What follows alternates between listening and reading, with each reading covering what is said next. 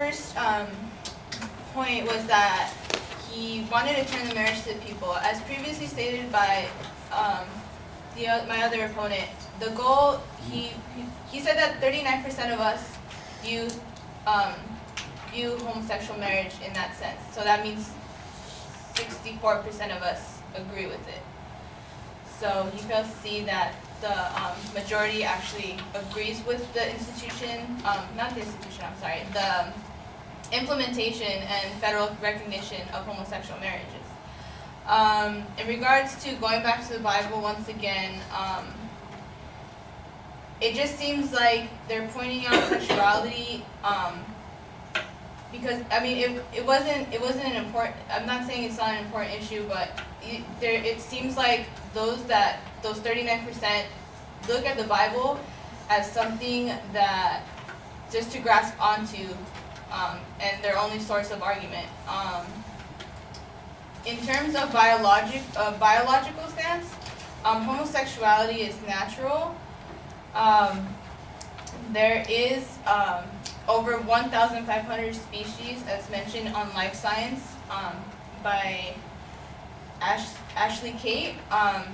She mentions that over 1,500 species perform homosexual acts or act in a homosexual way or have homosexual tendencies. I'm not saying that goes for all.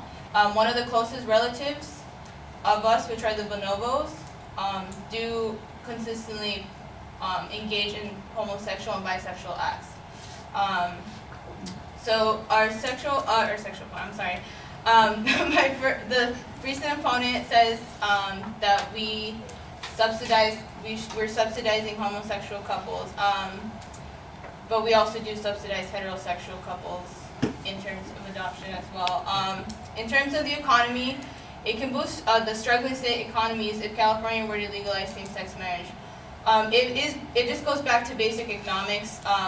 If the government gets more tax revenue, obviously it's going to spend more in the economy, therefore spending more to the consumer is going to obviously go and spend that money, which boosts the GDP, or the gross domestic product of the country, and therefore the economy is once again stabilized.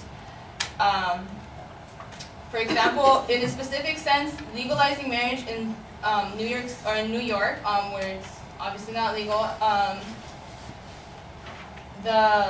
It is legal. The first year that gay marriage was legal in New York City, they reaped $259 million, according to the CNN Money Report. They reaped $259 million thanks to license fee and wedding-related spending.